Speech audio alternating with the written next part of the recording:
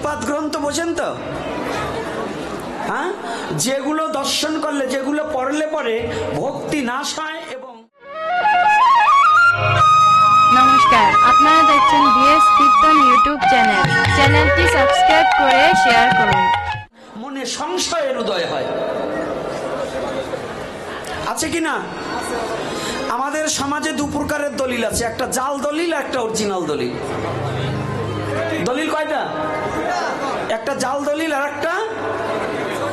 এই বাবা বলেছেন চৈতন্য মহাপ্রভুর অন্তর্ধান সম্পর্কে কিছু বলতেন। বিভিন্ন মানুষের বইয়ের বিভিন্ন ধরনের মন্তব্য লেখা আছে। কেউ লিখছে পুরী জগন্নাথ মন্দিরে পাণ্ডারা হত্যা করেছে, কেউ বলছে জগন্নাথ বিগ্রহের সঙ্গে লীন হয়ে গিয়েছে ইত্যাদি। আস্তে কথাটা বাবা যথার্থ লিখেছে, এটা সবার জানা দরকার। আমাদের যুব সমাজের মনের মলিনতা যদি দূর না করতে পারি, এরা মহাপ্রভু কি বিষয়বস্তু চেনবে না। এই শয়তানগুলোর অত্যাচারে মহাপ্রভু যে ভগবান এ হারাই যাচ্ছে। যারা বলছেন মহাপ্রভুকে মেরে পাণ্ডারা সমুদ্রের জলে ভাসিয়ে দিয়েছে, এগুলো হচ্ছে জোচ্চোর এবং শয়তান। প্রথম নাম্বারে আমার কথাটা ভালো করে জেনে রাখবে। হ্যাঁ যুব সমাজ, এইরকম কোন গ্রন্থে লেখা থাকলে সেই গ্রন্থটাকে পরিত্যাগ করে দেবে, ওটা তোমার ধর্মীয় গ্রন্থ নয়। কেন নয়? মহাপ্রভু সাক্ষাৎ ভগবান, তাকে মারার মতো যোগ্যতা পৃথিবীর কারণে। প্রথম হচ্ছে এক প্রশ্ন করেছিল, করে নাই? কি পাঠকগণ করছে কিনা? তাহলে প্রশ্ন করা যাবে কিনা? অর্থাৎ সব যে আমি জানি তা তো নয়, আমার জানার বাইরেও তো অনেক কিছু আছে। যদি আমার না জানা থেকে বলবো বাবা আমি জানি না। এখন আমি চতুরতা করে কি ধর্ম রক্ষা করা যায়? কি ধর্ম রক্ষা করা যাবে? তাহলে সত্যই হচ্ছে সনাতন। রামকৃষ্ণ ঠাকুর বললেন, যিনি সত্যকে ধরে আছে তিনি ভগবানের কোলে শুয়ে আছে। কার কোলে শুয়ে আছে? এটা কোনো নারী নয়, পুরুষ নয়, আবালবৃদ্ধ বনিতা নয়, মানুষ জাতির জন্য সত্যটাই ধর্ম। মালা তিলক কিন্তু ধর্ম না, এই শিখা রাখা ধর্ম না, এটা হচ্ছে ধর্মের একটা পোশাক। চুলদারি এগুলো হচ্ছে ধর্মের পোশাক, মালা তিলক ধর্মের পোশাক, এটা কিন্তু ধর্ম না। মালা তিলক সব রেখেছি, শিখা রেখেছি, দাড়ি রেখেছি, কিন্তু আমার চরিত্র ভালো না এবং আমার চুরি করা স্বভাব, আমি কি ধার্মিক? কি? তাহলে আমি মালা তিলক শিখা কপিন ডোর কপিন যতই পড়ি, আমি চর্যবৃত্ত না গেলে আমি ধার্মিক? তাহলে ধর্মটা কি? সত্য। ধর্ম বস্তু কি? সত্য না মিথ্যা? আমার আলোচনায় কিন্তু কথা বলতে হবে। এখানে যারা বলেছেন মহাপ্রভুকে পাণ্ডারা মেরে দিয়েছে, এই শয়তানগুলো মহাপ্রভুকে ভগবান বলে স্বীকার করেনি।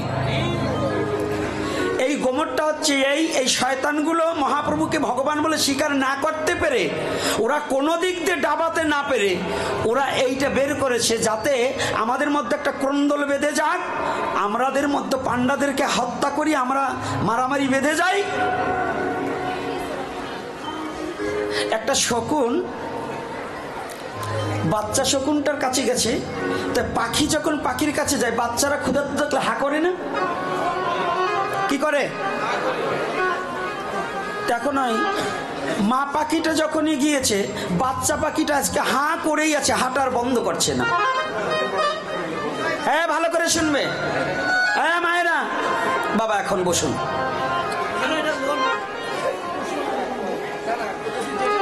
এক চাপা এখন প্রশ্ন আসলে, এই যে যা লেখছেন ও আমি কিছুই বুঝি না, একটু পরিষ্কার মতো না লেখলে আমি কিছু বুঝতে পারবো না। ওটা পরে হ্যাঁ একটু ভালো করে দিতে হবে তো বাবা, এত বুঝি না। চৈতন্য চরিতামৃত আপনারা পড়েন, আমি তো আর পড়ি না, আমি বুঝিও না। ওটা পরে দিবানে, আগে যেটা আসছে এইটা আগে সাইরে নেই। তা আগে ভালো করে শুনুন। ওই শকুনের বাচ্চাটা হাড় বন্ধ করছে না, বলছে কিরে মা বা তুই হা বন্ধ করছিস না? কয় মা আমার না মানুষের মাংস খেতে খুব ইচ্ছা করছে। তো মানুষের মাংস, হ্যাঁ মায়েরা এই কমিটির লোক ওই পিছনে যান, আপনাদের ভাগবত শুনতে হবে কম। ওই পিছনে তো যে কটা কথা বলবে লাঠিতে মাথায় টাক দেবে। যারা কমিটি তারা কোনো কথা বল, তাদের ভাগবত শোনা ভাগ্যে নাই, তারা শুনবেন অন্য জায়গা যাইয়ে। আর যারা দূরত্ব আসছে তারা শুনবে। আপনার আগে আপনাকে আসর ক্যাপচার করবেন। এখন বলছে দাঁড়া বাবা, তোকে 1 ঘন্টার মধ্যে মানুষের মাংস খাওয়াবো। 1 ঘন্টার মধ্যে মানুষের মাংস খাওয়ানো সম্ভব? আমি শকুন, আমার দ্বারা সব সম্ভব। বলছে কি? পাশের বাড়ি একজন অভক্ত আর তার পাশের বাড়ি একজন ভক্ত। মানে আজকাল আমরা ভক্ত বলতে কি বুঝি? যারা একটু মাছ মাংস খায় না ওইটাই বুঝি বড় ভক্ত। বাবার আবার রাগ করবেন না, যারা নিরামিষ বুঝি তারা আবার রাগ করবেন না। নিরামিষ কোনো সাবজেক্টই না। এই সব সাধুরা আমিষ খায়। এই যত সাধু এই জায়গায় আইছে, এক সাধু আমিষ ছাড়া নাই। যদি বলেন কেন? আমিষ হচ্ছে একটা প্রোটিন। কাঁচকলায় আছে, মুগ ডাইলে আছে, পটলেতে আছে, আলুতে আছে, আছে না বাবা? সিমে আছে, আছে না? তা আমিষ হচ্ছে একটা প্রোটিন। তা আমরা আমিষ খাই না এইটা ভাববেন না। তবে আমরা রাজসিক আর তামসিক খাবার খাই না। শ্রীমদ্ ভগবত গীতায় আমিষ নিরামিষের কোনো কথাই নাই। আমিষ নিরামিষ কথাটা হচ্ছে পরে অভয়চরণা ভক্তিবেদান্ত প্রভুপাদ আমাদের বাঙালিদের বুঝাবার নিমিত্তে আমিষ কথাটা সংযোজন করেছে তার তাৎপর্যে। কিন্তু শ্রীমদ্ ভগবত গীতার কথায় রাজসিক তামসিক সাত্ত্বিক। কি কষ্ট পাচ্ছেন নাকি আমার কথায়? তা আমাদের মধ্যে সাধুরা তো 13 দিন ধরে নিরামিষ খাইয়ে ভাবে যে আমি যা সাধু হয়েছি আর জগতে কেউ হয় নাই। কে এরকম সাধু আছে না?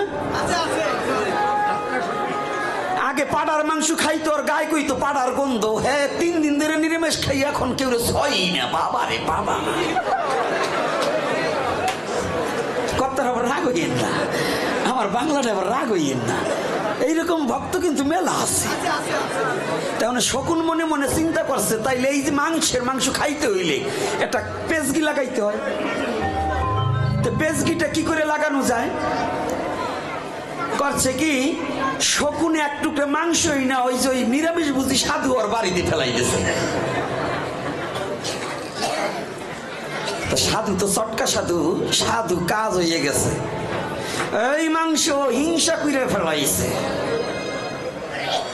কি করে ফেলাইছে? মাংস ফেলাইছে কে? এইবার তো সাধু দাও লইয়ে বাইরেছে, আমি নিরামিষ ভুজি, আমার বাড়িতে খাসির মাংস কেন? নিশ্চয়ই ওরা ফেলাইছে। এইবার যখন সাধু বাইরেছে দাও লইয়া, তো অসাধু কি বসে থাকতে পারে? ও তো এমনি অসুরের বাপ। তো সাধু যখন দাও লইয়ে বেরিয়েছে, ও তো কুড়াল লইয়ে বাইরেছে। বাইরে পরে দুইজন পছন্দ দিয়েছে। এখন সাধুর দলেও লোক আছে, অসাধুর দলেও লোক আছে। 2 দলে কুবাকুবি কইরা 8-10টা মরে গেছে।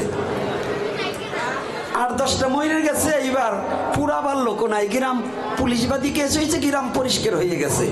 এইবার ওই শকুনে কয়, বাবা দেখ, তাকাই দেখ, মানুষের মাংস খাওয়া কত সহজ।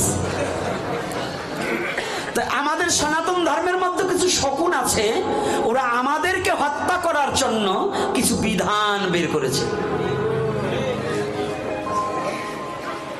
কষ্ট পাচ্ছে নাকি? হ্যাঁ যুব সমাজ, এই শকুন থেকে সাবধান।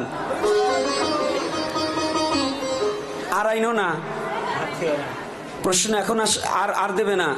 আর যদি কেউ প্রশ্ন দেয় এখন 5000 করে টাকা দিয়ে যেতে হবে। আরে ফাও পাই সুবিধায় 1 চাপা মারবা, তা দেবো না। আমি খালি প্রশ্নের উত্তর দেবো, এরপরে যে পাঠকরা আসবে তাকে কি করে খাওয়াবা? তাদের কিছু দাও। কি বাবা, আগে এটা অত শিখলে হবে না, এটা নিয়ে বাড়ি গেলে তার জীবন ধন্য। 1 ঝুড়ি দেবো না, 1টা নিয়ে বাড়ি যান, তাতেই কাজ হবে। এই যে আজকে যে মহাপ্রভু লীলায় যারা যে বলছে এই কথাটা কি বলছে, এই যে শকুন, এইটাকে যদি চিনা রাখতে পারেন তাহলে আপনার জীবন ধন্য। আমাদের সনাতন ধর্মের মধ্যে সাধু সাজলেই সে সাধু নয়। যেমন কয়দিন আগে দীন কৃষ্ণ নাম রাখছে, ওর নাম ছিল ওরূপে, নাম হচ্ছে সূর্যকান্ত লস্কর, ওরূপে দীন কৃষ্ণ ঠাকুর। ও হচ্ছে সনাতন ধর্মটাকে অবলম্বন করে এত সুন্দর নামটাকে ব্যবহার করে ও ভাবছিল যে কীর্তনের নামে অধর্মকে প্রচার করে দিয়ে কৃষ্ণ নিন্দা করে আমার দলের লোক বেশি করব। এটাও কিন্তু এক ধরনের শকুন। কি শকুন নয়? কৃষ্ণ নিন্দাকারী যে সে শকুনের চেয়ে কোনো অংশে শকুন। ও কয় আমার সাথে তুলনা দিলে আমার ঠকা হয়, আমার সাথে দিও না। যারা কি নিন্দা, সনাতন ধর্মে জন্মগ্রহণ করে যারা কৃষ্ণ নিন্দা করে, যারা শ্রবণ করে, যারা কৃষ্ণ নিন্দা সয়, যারা কৃষ্ণকে না ভালোবাসতে পারো, আমার তোমাকে জোর করে ভালোবাসতে বলি না, কিন্তু যারা কৃষ্ণ নিন্দা করে জানবে ওর জন্মে ত্রুটি আছে, ওর সঠিক বাবার জন্মের নয়। যারা কৃষ্ণ নিন্দাকারী ওরা সঠিক বাবার জন্মের নয়, ওখানে ত্রুটি আছে, তাই ওর মুখে কৃষ্ণ নিন্দা হচ্ছে। বুঝছেন তো আপনারা? আমি মরার ভয় করি না, ডাইরেক্ট বাংলা দিয়ে যাচ্ছি। আমার কথা বুঝতে কষ্ট হচ্ছে না তো? এইবার দেখুন, এই সনাতন ধর্মে মহাপ্রভুর পার্ষদ রূপে মহাপ্রভুর কাছে যারা ছিল তারা লেখলেন মহাপ্রভু জগন্নাথের সাথে লীন হয়ে গেলেন। আর ওই বাটপাড়ের বাবার জন্ম নেই, ও ঠাকুরদাদার জন্ম নেই, তার বাবার জন্ম হয় নাই। ওই শুয়োরের দলে বলে আমার মহাপ্রভুর নাকি মাইরি ফেলছে। তাই কার কথা মানবেন? মহাপ্রভুর সাথে যারা রয়েছে আমার গোস্বামীগণ তাদের কলমে লেখলেন মহাপ্রভু জগন্নাথের সাথে লীন হয়ে গেছে।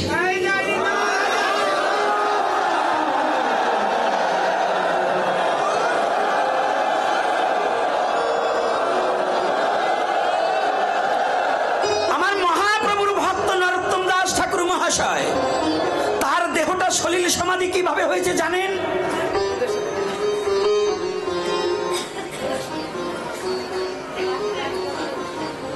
এই পদ্মার জলে ভক্তরা মর্দন করিতে করিতে উনি বসেছিলেন, আস্তে আস্তে দেহখানা লীন হয়ে গেলেন পদ্মার জলে।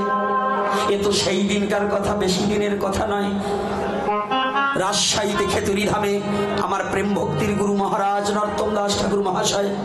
তাহলে নরোত্তমের দেহটা যদি পদ্মার জলে লীন হতে পারে, আমার মহাপ্রভু জগন্নাথের সাথে লীন হয় নাই, এটা বলছে কোন চোরে? ওগুলা চোর না? ও চোর, ওর বাবা চোর, ওর 14 গোষ্ঠী চোর। কি কষ্ট পাচ্ছেন নাকি? কষ্ট হচ্ছে? তাহলে মহাপ্রভুর পার্ষদ আমি এই গ্রামে আসবো যখন, আমার ভরত বাবার সাথে দেখা হয় ঢাকাতে গুলিস্থানে। তখন তো যখন বাবার সাথে দেখা হলো, বাবা আমারও ভাগ্য ভালো, বাবারও ভাগ্য ভালো, না হলে গাল শুনে মাইরও খাতি হইতো এই কটা। কারণ আজকে যা শুনলাম তা বেশি ভালো শুনলাম না। আপনাদের এই গ্রামের এত বড় নির্বোধ লোক যে এখনো হিন্দুদের মধ্যে আছে, আমার একটু কষ্ট লাগলো। এই নির্বোধ জাতি আর বোধ হবে কবে? এই ভাগবত একদিন নাকি বাড়াই দিয়েছে, এজন্য বলে কতগুলোর বলে মাথায় টনক নড়িয়ে গেছে। ভাগবত বাড়াইলো কে? বাপদাদা 14 গোষ্ঠীর আমলেতে এই 22 তারিখে তা ভাগবত, তাই 21 তারিখ হইল কে? এতে নাকি এই জায়গা অপবিত্র হয়ে গেছে। তাই করি বিবেচনা, যে কর্তারা বলেন তার বাবার তো আগে সোনের ঘর ছিল, এই টিনের ঘরও জোট ছিল না, তাই টিনের ঘর দেছো কেন? তোমার বাবা তো ঢাকা যাওয়াও শেখে নাই, শুধু ওই জলের মধ্যে ডুবুয়ে মাছ ধরে খাওয়াইতো। তাই তুমি এখন চাকরি করো কেন, ব্যবসা করো কেন? অর্থাৎ যুগের সাথে যুগ ধর্ম প্রবর্তনম। এই জগন্নাথ মন্দির আগে ছোট ছিল, এখন বড় হয়ে গেছে না? হয়েছে না? তো তদ্রূপ বাবা করিমানা কাল্পনিক কোনো কথা বলে হরি কথায় বিঘ্ন ঘটানো ঠিক না। হরি কথা যদি 15 দিন হয় হবে। আগে আমার সমর্থ কুলায় নাই, একদিন ভাগবত দিচ্ছি, এখন আমার সমর্থ কুলিয়েছে 1 মাস দেব।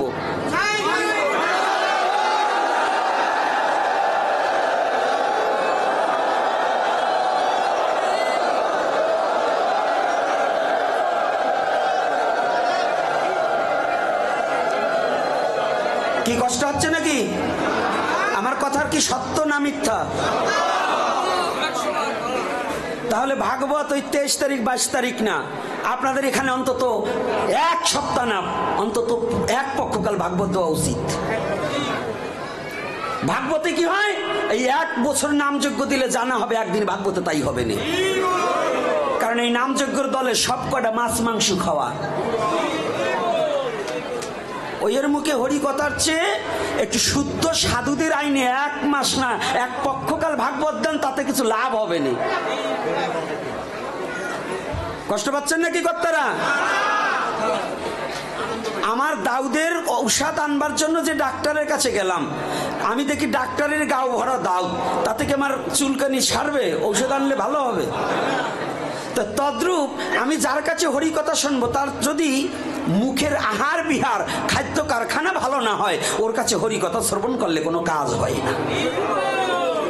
এই জন্য করবেন বিবেচনা, এই ফালতু কথা দিয়ে মানুষের মন নষ্ট করবেন না। এই ফালতু কথা ছেড়ে দেন। তো এইবার করুন বিবেচনা। যেমন বাবা ভরতের সাথে পথে আসি আটকা পড়ে গেলাম, কালকে বলবার কাছে আপনারা কথা বলতে দেন না, এই ওনার কথা আমি বলে দিই, আজকে কথা বলে দেখেন কপালে কি হয়।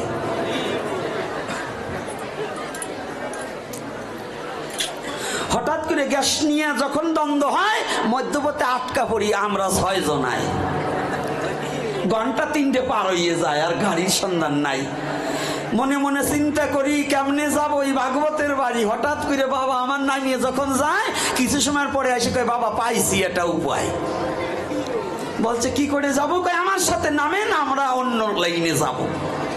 অমনি বাবা এনে সিএনজি করে আপনাদের চরণ প্রান্তে এনে আমাকে পৌঁছায়।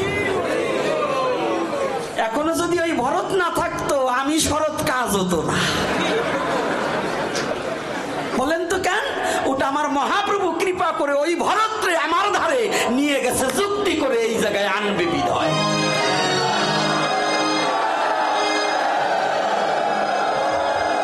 এখন করবেন বিবেচনা, কাব্যের ছন্দে বলবো কথা, কথা মন্দ না। কাব্যের মধ্যে ধরে ধরে জবাব করব এই ভক্ত আসরের ভিতরে। তো দেখুন, যখন বাবা আমায় নিয়ে এলো, আপনাদের সঙ্গ পেলাম, আমার সমস্ত ক্লান্তি দূরীভূত হয়ে গেল। হয়ে গেছে না? আপনাদেরও একটু ভালো লেগেছে তাই তো? এই হনুমানের মুখ দেখে আপনাদের একটু ভালো লাগছে না?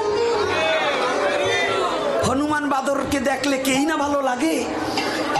আমা তো এইবার একটু শুনুন। এখন যদি ওই বাবাকে জিজ্ঞাসা করছি বাবা কোন দিকে যেতে হবে, বলছে আসেন আমার সাথে। তাহলে ওনার যে বাড়ি এই গ্রামে, উনি তো আর ভুল আনতে পারে না, পারে? আচ্ছা, ওই সিলেটের একজনের কাছে যদি জিজ্ঞাসা করতাম বাবা আমি যে এখন ওই মেহেরন যাব, কোন দিকে যাব, সে যদি আমাকে দেখিয়ে দিত এখান দিয়ে কুলাউড়া যেতে হবে। এই রাধে মা ওখানে বসুন, এই মা ওখানে বসে পড়ুন, বসে পড়ুন, মস্তক ঢাকতে হবে, মাথাটা ঢেকে বসে পড়ুন। কথা হবে না মা, কথা বলবেন না। এখন এই কথাটা একটু জানতে হবে, বুঝতে হবে। আমার বাস্তবের সাথে ধর্ম প্রচার। তো কুলাউড়া গিয়ে যদি আমি আসতে যেতাম, গতকালকে আমার পাঠ হতো। তো এখন মহাপ্রভুর সাথে যারা রইলেন সপার্ষদ, শ্রীরূপ সনাতন ভট্ট রঘুনাথ, শ্রীজীবী গোপাল ভট্ট দাস রঘুনাথ, এই 6 জনের কথা বন্দনায় আসছে। এছাড়া অগণিত পার্ষদ ছিল মহাপ্রভুর সঙ্গে। কি ছিল কিনা? যেখানে যে লীলা করছে পার্ষদ লইয়াই চলিয়াছে। তো পার্ষদরা তাদের মহাপ্রভুর লীলা দর্শন করে তারা যে লিপিবদ্ধ করলেন, তাতে করলেন বর্ণনা মহাপ্রভু একদিন জগন্নাথের সাথে লীন হয়ে গেলেন। ভক্তরা সেদিন অনুতপ্ত হয়ে জগন্নাথকে রাক্ষস বলে আখ্যায়িত করলেন।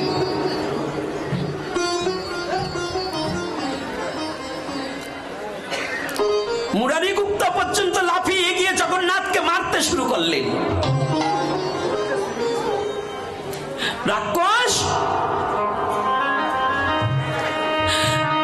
তুই 56 ব্যঞ্জনে ভোগ গ্রহণ করিস, দিনে 5 বার অন্ন গ্রহণ করিস, পারিস, তারপরে তুই আমার মহাপ্রভুকে ছাড়লি না। যাকে যে ভালোবাসে তো। মুরারিগুপ্ত বললেন হনুমান তো, পূর্বজন্মের হনুমান মুরারিগুপ্ত। বিক্রম দিয়ে দাঁড়িয়ে গেলেন মহাপ্রভু। মহাপ্রভু যখন অন্তর্ধান হয়ে গেলেন, জগন্নাথে লীন হয়ে গেলেন, একটু মাত্র বস্ত্র জগন্নাথের মুখে লেগে আছে, মুখ গহ্বর দিয়ে প্রবেশ করলেন। মুরারিগুপ্ত সেই পূর্ব রূপ ধারণ করে জগন্নাথকে মারতে লাগলেন। তুই আমার প্রভুকে নিয়েছিস, আমার দেহে প্রাণ থাকতে আমার প্রভুকে নিয়েছিস, তোকে আমি ছেড়ে দেব না। তুই কি জানিস না এ বিশ্ব জগতে প্রভুর চরণ ছাড়া আমাদের আর কোনো দাঁড়াবার জায়গা নেই। গৌরী বিনে আমাদের আর কিছু কোনো সম্বল নেই, শুধু গৌরীর চরণ ভরসা করে বেঁচে আছি।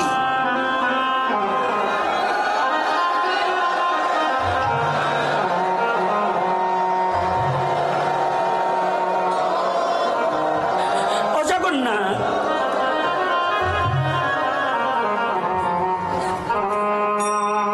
এই বাঙালি জাতি তখন জগন্নাথকে এত পুজো দিত না, জগন্নাথকে এত সম্মান করতো না বাঙালিরা। অন্যান্য ভক্তরা পাথরের উপর মাথাটাকে ঠুকাচ্ছে, এখানে ঠুকাতে ঠুকাতে যে এখানে আমার গৌর চলে গেছে, গৌর বিহীন দেহ রেখে কি লাভ হবে?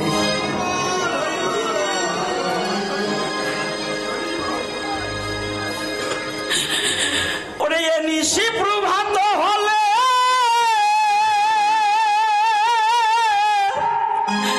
আমরা কারো বাড়ি যাব,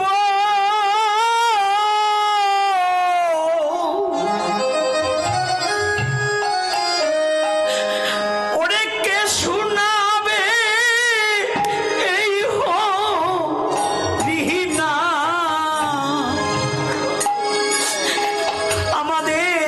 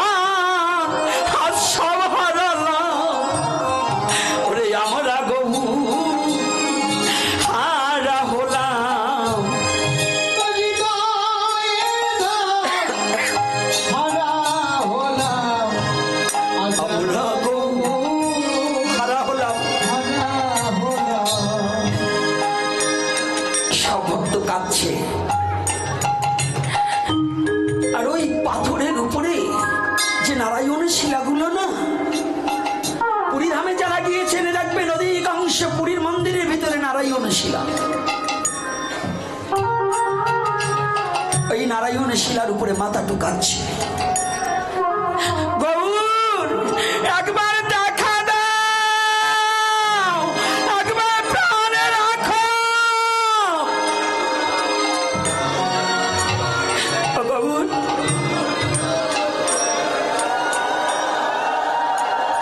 গৌর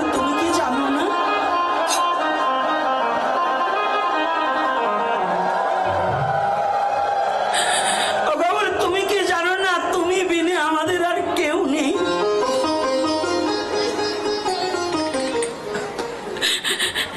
যেদিন হতে জীবনে তোমার চরণ দর্শন করেছিলাম, তোমার চরণে জীবনে খানা দিয়েছিলাম, সেদিন হতে তোমার চরণে বিনে আর কিছু ভাবি নাই।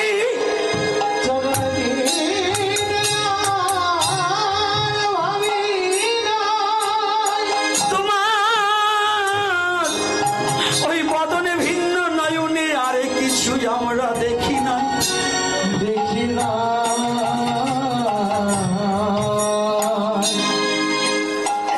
আমাদের কোন দশে আমাদেরকে ফেলে চলে গেলে, আমাদের ফেলে চলে গেলে কেন গৌরহরি? আর কোথায় গিয়ে তোমার দেখা পাবো? মুরারি গুপ্ত যখন বিক্রম দিয়ে জগন্নাথকে প্রহার করলেন, হঠাৎ করে দৈববাণী হলেন, মুরারি রে আর আমাকে মারিস না, যেই কৃষ্ণ সেই গৌর সেই জগন্নাথ, আমি কৃষ্ণ আমি গৌর আমি জগন্নাথ, আমাকে আর মারিস না। আজ হতে যারা আমাকে ভালোবাসিস তারাও জগন্নাথকে ভালোবাসবি। জগন্নাথ আর আমি একাকার হয়ে গেছি। রাধে জয় গৌর হরি বল, জয় গৌর হরি বল।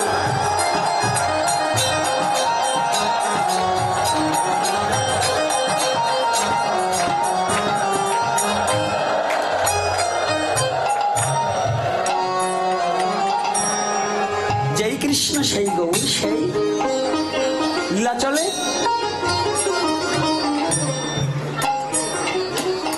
কথাটা বোঝা গেছে?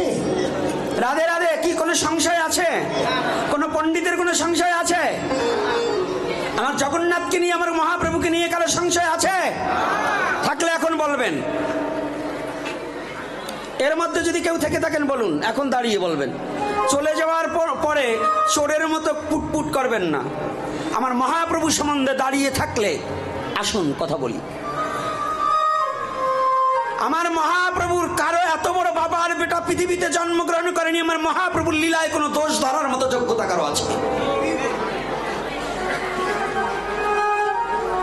এখনো পৃথিবীতে জন্মগ্রহণ করার মতো ধৃষ্টতা কারো নেই। আর যদি কেউ করে থাকে জানতে হবে আগের জন্ম অসুর ছিল, মরিয়ে মানব দেহ প্রাপ্তি হইল। ওর অসুরত্ব প্রবৃত্ত যায় নাই, কারণ ও মহাপ্রভু সম্বন্ধে বোঝেই নাই। কি কষ্ট হচ্ছে নাকি? রাধে রাধে। কি বাবাদের কষ্ট হচ্ছে? বাবা দাঁড়িয়ে থেকে কষ্ট হচ্ছে না তো? আমার পাগলরা কত ছুটে আসছে হরি নামের জন্য, হরি কথার জন্য কত কষ্ট করে ছুটে এসেছে। এই সনাতনের বীর, সনাতনী বীর হবে যারা এ ধরনের উৎপাত গ্রন্থ লেখবে, বাম পদতে লাথি মেরে ফেলে দেবে, ওটাকে কখনোই গ্রহণ করিবে না। মহাপ্রভু সম্বন্ধে যারা ধৃষ্টতা প্রকাশ করে মহাপ্রভুর বৈরী আচরণে গ্রন্থ লিখবে, ওটা আমাদের গ্রহণযোগ্য। কি গ্রহণযোগ্য? কষ্ট পাচ্ছেন নাকি গো? তাহলে মহাপ্রভু নিজে দৈব বাণী হয়ে বললেন যে তোমরা আজ হইতে জগন্নাথ দেবকে পূজা করিবে। এই জন্যই যে বাঙালি এখন জগন্নাথ যায়। বাঙালি না গেলে জগন্নাথের সেবা পুজো চলতো বটে, কিন্তু ওই পান্ডাদের খাবার যুক্ত না, বুঝলেন নাই? বাঙালি যাওয়া দিয়ে মহাপ্রভু পাণ্ডাদের বাঁচবার আগে কিন্তু পুরীতে খুব অভাব ছিল, প্রচন্ড অভাব ছিল। আপনি জানেন তো, জগন্নাথকে ভালোবেসে 18 পুত্রকে পর্যন্ত কেটে দিয়েছিলেন, আর সম্পূর্ণ সম্পত্তি জগন্নাথকে দিয়ে দিয়েছেন। বলছিল, জগন্নাথ তুমি আমার একমাত্র সন্তান, তুমি থাকলে, বলছে তাহলে তোমার ওই পুত্ররা থাকলে তো এই জমির ভাগ তো তোমার পুত্ররা পাবে, আমার সেবা কি করে চলবে? উনি একে একে 18টা পুত্রকে কেটে দিলেন, এজন্য 18 নালা হয়ে গেছে। আছে না? নামটা যেন কি?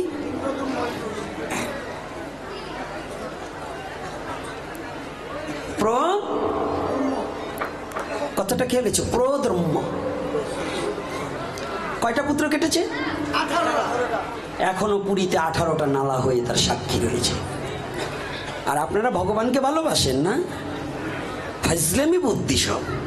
2 টাকার বাতাসা কিনে আরে ভগবান কিনে ফেলান না? হ্যাঁ, 2 টাকার তিলক কপালে মাটি একটু ডলিছি, কালা তিলক পড়ছে আর একটা সাদা তিলক পড়ছে, আরে ভগবানের ভক্ত হয়ে গেছি। ওরে ভক্ত রে, নিজের কপিন খান ছাড়তে পারি না, আর আমি বড় ভক্ত হয়ে গেছি। ভক্ত হতে হলে পরে এরকম ত্যাগী প্রয়োজন, যে আমি পুত্র চাই না, একমাত্র তোমার রাতুল চরণ চাই। কে কাকস্য পরিবেদনা, এই বিশ্ব জগতে কেউ কারো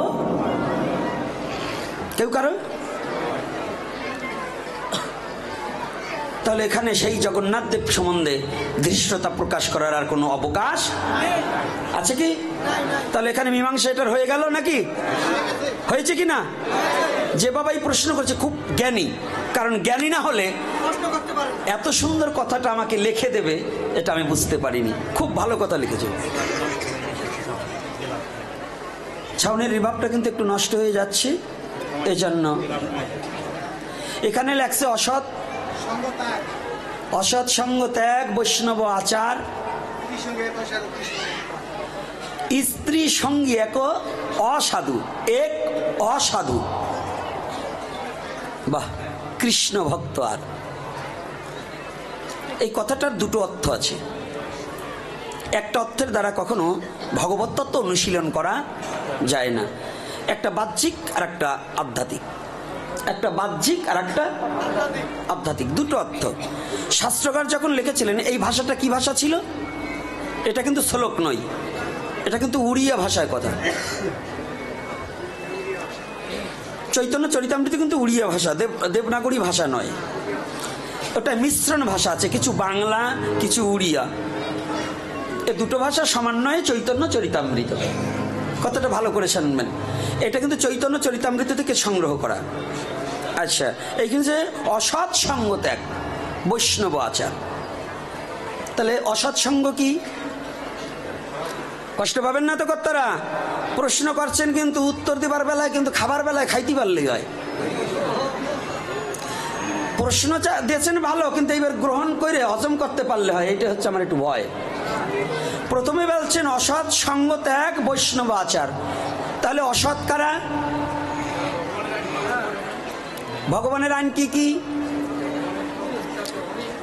ভগবানের অনেক কিছু আছে, আমরা অনেকই কিছু জানি না। এই ভালো করে জানুন, ভাগবতে অন্তত কয়েকটা জিনিস নিষিদ্ধ আছে, তার মধ্যে আমরা কোনটা কোনটা করি কি না করি। অবৈধ জৈন সঙ্গ,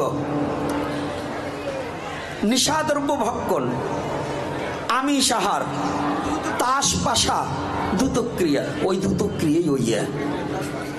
তাহলে এখন এই দ্রুতক্রিয়ার মধ্যে, যেমন তাস পাশার মধ্যে, তাস পাশা না খেলা লোক আছে কতজন? রাগ করবেন না, আরে 2-3 জন এখন মরবার পড়ছেন, তাই বুড়ো জুয়ানকালে কতজন খেলছি তাস, আর তাসেই ঘটায় সর্বনাশ। সনাতন ধর্মে ভাগবতে করেছে বর্ণনা যে তাস খেলে সে কলির চেলা, এটা জানিবে, তার সঙ্গ কবু করিবে না। তাস খেলা লোকের সঙ্গ করা ভাগবতে নিষিদ্ধ। রিভাব আরো বেশি বেড়ে গেছে, আগে ভালো ছিল, ওখানে মোড়ামুড়ি কে করলো, এখন সাউন্ডটা ছড়িয়ে গেছে। জয় শ্রী রাধে। হাতানো যাবে না বাবা, আগে খুব ভালো ছিল, এত সুন্দর সাউন্ডটা থাক। একটু লোপারটা একটু কমিয়ে দাও। জয় শ্রী রাধে। জয় নিতাই, তাই থাক। আর এখন আমার মাথা অন্যরকম আছে। এইবার এগুলো হচ্ছে বৈষ্ণবের আচার, কিন্তু বৈষ্ণব নয়। স্ত্রী সঙ্গী এক অসাধু, স্ত্রী সঙ্গী এক অসাধু। এইখানে আমি যদি একটু আধ্যাত্মিক তত্ত্ব সম্বন্ধে আলোচনা করতে যাই, অনেকে বললেন স্ত্রী বিবাহিত জীবনে বিবাহ করলে সে আর অসৎ চরিত্র হবে না। মিথ্যা কথা। বিবাহ করার পরেও সে অসতী হয়। বিবাহিত জীবনে স্বামীকে ভোগ করলে তাতেও নারী অসতী হয়। কি করে হয়? এই পিছনের ওই আধা কেজি 1.5 কেজি সরান, ভালো করে শুনবেন কথাটা। সনাতন ধর্মে রতিশাস্ত্র নামক একটা শাস্ত্র আছে, আছে নাকি? এই আছে। যোনি শাস্ত্র আছে, লিঙ্গ শাস্ত্র আছে, কোক শাস্ত্র আছে, আছে কিনা? এগুলো শাস্ত্র বলা হয়েছে, অশাস্ত্র বলা হয়নি। এর মধ্য দিয়ে করলেন বর্ণনা, যদি নারী ঋতুবতী হয়, 4 দিনের মধ্যে যদি নিজের স্বামীকেও নিজে গ্রহণ করে, তাহলে বেশ্যা জানিবে নিশ্চয়। তাহলে স্ত্রী সঙ্গী অসাধু, এটা সাধু না অসাধু? আপনার বিবাহিত স্ত্রী, তার সঙ্গ করলে আপনি সাধু না অসাধু? একাদশীর 3 দিন, আগের দিন, একাদশীর দিন, তার পরের দিন, অমাবস্যা, পূর্ণিমা, 2 জনের জন্মবার, সংক্রান্তিতে যারা স্বামী স্ত্রী সম্পর্ক করে তারা কিন্তু বেবিচার। ওই জায়গা কি চায়? ওই জায়গা কি চায়? একাদশীর দিনে কি চায় দিয়েছেন? জয় শ্রী রাধে রাধে। কি কথাটা কি বুঝাতে পারছি? আচ্ছা, এইবার বলছে কৃষ্ণ ভক্ত, আর এইগুলোকে পরিত্যাগ করলে কৃষ্ণ ভক্ত হওয়া যায়, না হলে কৃষ্ণ ভক্ত হওয়া যায় না। এখন এই তত্ত্ব পাবেন কোথায়? ইদানিং সমাজে শিক্ষাগুরুর প্রয়োজন নাই। আমাদের কিছু মতবাদ শুরু হয়েছে, যার কাছে একটু সেবা পূজা শেখে সে হইল শিক্ষাগুরু, আর দীক্ষাই সব। তাহলে গোস্বামীগণ কি গরুর ঘাস কাটছিল নাকি? এই নূতন নূতন কিছু পণ্ডিতরা বাইরে, এদের বলে শিক্ষাগুরুই লাগে না। আর মহাজনদের অনুগত হয়ে বৃন্দাবনের ভজন করতে হলে, বৃন্দাবনের যুগল ভজন করতে হলে তার শিক্ষাগুরু একান্ত প্রয়োজন। শিক্ষা মানে কি? নিজেকে রক্ষা করার জন্য যে তত্ত্ব অবগত করানো। দীক্ষার অনেক দীক্ষাগুরু তো কাম্বিস কাম গায়ত্রী যজন যাজন করতে হয় এটাই জানে না। এই কাম্বিস কাম গায়ত্রী অঙ্গে কোথায় কোথায় জপ করতে এইটাই জানে না, শিক্ষাগুরু হয়ে বসে আছে। এই ইয়াং জেনারেশন ছেলে পেলের কাছে জিজ্ঞাসা করি, বাবা তোমার গুরু? আমি দীক্ষা এখনো নেই। শিক্ষাগুরু অমক অমক অমক অমক, মানে সার্টিফিকেট এত বড় একটা ধরাই দেয়। তো আমি জিজ্ঞাসা করছি, কয় আগে শিক্ষা পরে দীক্ষা। কি আগে? আগে শিক্ষা পরে দীক্ষা। হ্যাঁ, কথাটা ঠিক। এটা 4টি আশ্রমের। আগে কি? ব্রহ্মচার্য। তা ব্রহ্মচার্য ব্রতী কতটুকু আমরা রক্ষা করেছি?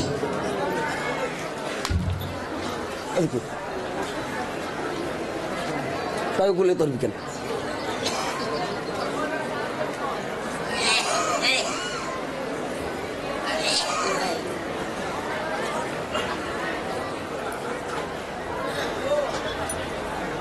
আমার কথাটা হচ্ছে ব্যতিক্রম। এখানে থাকলে কথা শুনতে হবে,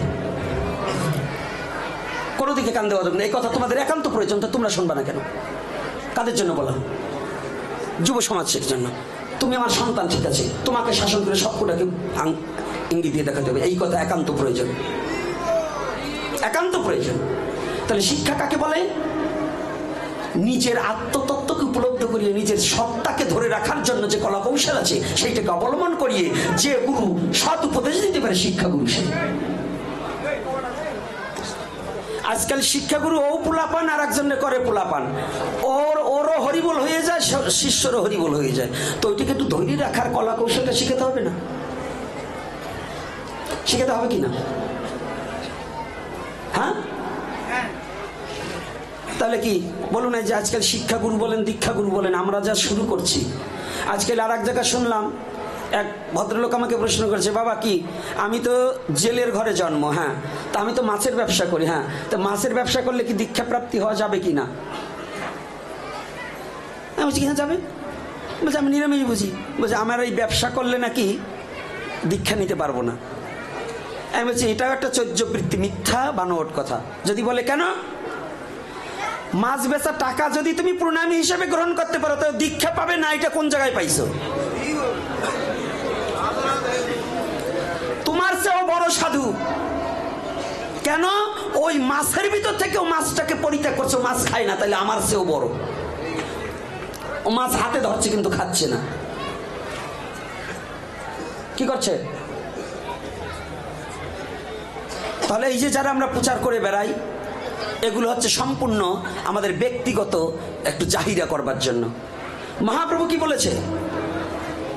মহাপ্রভু যাকে দেখে তাকে বলে দন্ত্রে শ্রীকৃষ্ণ নিত্যানন্দ চাঁদ, যাকে দেখে তাকে বলে দন্ত্রে তৃণধরি, আমাকে কিনিয়া লও হে ভজ গৌর। তাহলে সেই মহাপ্রভুর আইন কোথায় রইল? মহাপ্রভুকে কে মানলো? মানছে? হ্যাঁ, এই মহাপ্রভুকে মানছেন? আচ্ছা, মহাপ্রভু যে ত্যাগ তিতিক্ষা, তুমি মৎস্যজীবী মৎস্য ব্যবসায়ীকে দীক্ষা দিলা না। মহাপ্রভু তো এও বলেছে, ত্যাগের কথা বলেছে, ভালো নাহি খাইবে, ভালো নাহি পরিবে, ভালো জায়গায় নাহি শুইবে।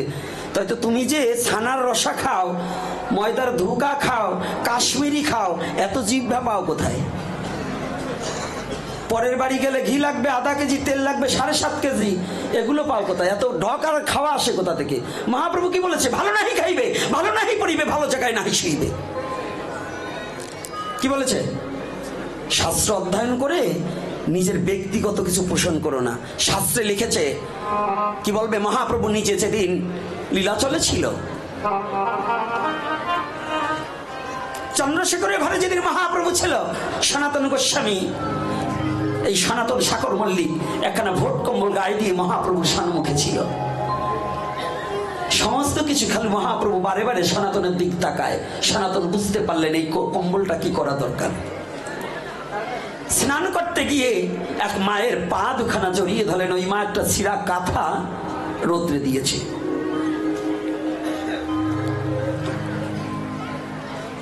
যখনই দিয়েছে, সনাতন গোস্বামী ওই মাকে কি পা জড়িয়ে ধরছে, মা আমাকে একটু ভিক্ষা দেবে? মা বলছে, বাবা আমার জগতে কে আছে, আমি তোমাকে কি দেবো? আমার তো ভিক্ষা দেওয়ার কিছু নেই। বলছে, ও মা তোমার আছে বিদায়ী তো আমি তোমার কাছে চেয়েছি। বলছে, কি বাবা? বলছে, ত্রিসত্য অঙ্গীকার করো, আমাকে ভিক্ষা দেবে তো? বলছে, হ্যাঁ, যদি আমার থেকে তাকে দেবো। নিজের গায়ের কম্বলখানা খুলে দিয়ে বললেন, মা তোমার ওই ছিঁড়া কাঁথাখানা আমাকে দাও। ও মা, যে কম্বলে গৌরের চরণ প্রান্তে যাওয়া যায় না, ওই কম্বল আর আমি রাখবো না। কম্বলখানা পরিত্যাগ করে ছিঁড়া কাঁথাখানা গায়ে দিয়ে যখন সনাতন এসে মহাপ্রভুর সম্মুখে দাঁড়ালেন, মহাপ্রভু দৌড়িয়ে গিয়ে বললেন, সনাতন আজ হইতে তোমার বিষয় বাসনা দূরে গেল, আজ হতে তুমি পরিশুদ্ধ হয়ে গেছো, বিষয় বাসনা সব দূরীভূত হয়ে গেছে। কি চৈতন্য চরিতামৃত এটা বলছে কিনা? না মিথ্যা বলছি? তা যদি হয়, তোমরা সাধু সাজছো, ব্যাংক ব্যালেন্স করে ভালো গাড়িতে চড়ো, লোক ভাত পায় না, তোমার বাড়ি টাকার অভাব হয় না, তুমি ঘি দেখাও আধা কেজি প্রতিদিন পরের টাকা কালেকশন করে, আর যে বেটারা দেয় তোমারে তাকে ভাত জোটে না, আবার তাকে ঘৃণা করো যে ওরে দীক্ষা দেওয়া যাবে না। এ সমস্ত ফাইজলামি। হ্যাঁ, দীক্ষা দেওয়া যাবে, তবে আপনার আগে শুদ্ধতা হতে হবে। যে গুরু, গুরুর আগে শুদ্ধতা হতে হবে। আহার বিহার চলাফেরা সব বন্ধ করতে হবে। তারপরে কি?